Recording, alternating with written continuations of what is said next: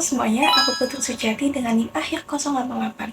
Di video ini aku mau bahas terkait pelanggaran kasus hukum bisnis lewat kasus banjir bandang di Aceh Tamiang dan wilayah sekitarnya yang ikut terdampak.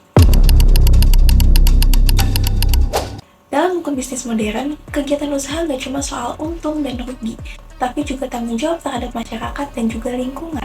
Nah, prinsip ini masuk ke dalam konsep GCG atau Good Corporate Governance. Intinya itu ada 5. Yang pertama itu adalah transparansi, di mana kegiatan usaha harus jelas dan termasuk terhadap dampak lingkungan yang ditimbulkan. Lalu yang kedua adalah accountability, di mana perusahaan harus bertanggung jawab atas keputusan yang diambil. Yang ketiga adalah responsibility, yaitu perusahaan mempertimbangkan efek sosial dan lingkungan. Lalu yang keempat adalah fairness, di mana perusahaan menghormati hak masyarakat dan pihak-pihak terkait. Lalu yang kelima adalah independence, di mana keputusan diambil objektif, bebas kepentingan yang merugikan publik. Kalau GCG ini diabaikan, dampaknya bisa jauh lebih besar daripada sekedar kerugian finansial. Dan kasus Aceh Tamiang ini bisa menjadi salah satu bukti nyatanya.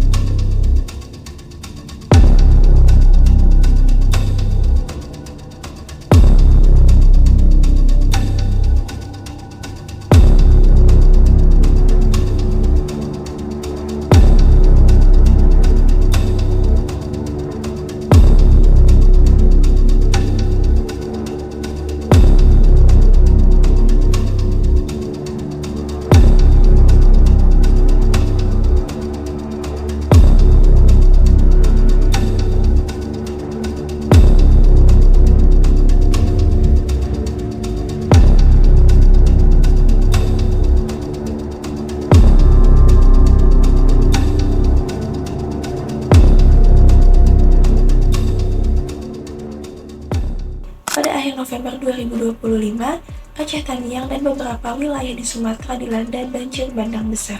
Dampaknya, ratusan korban jiwa, ribuan rumah rusak, hingga desa-desa yang terisolasi bahkan ada yang nyaris hilang karena tersapu air. Awalnya banjir cuma dianggap sebagai akibat dari hujan deras. Namun, setelah ditelusuri, ternyata aktivitas manusia di hulu sungai juga ikut andil. Hujan deras mengguyur wilayah hulu sungai, menyebabkan air meluap dan terbawanya tumpukan kayu besar sehingga menyumbat aliran sungai. Penyelidikan menunjukkan adanya pembukaan lahan dan pembalakan kayu yang tidak memiliki izin sesuai ketentuan.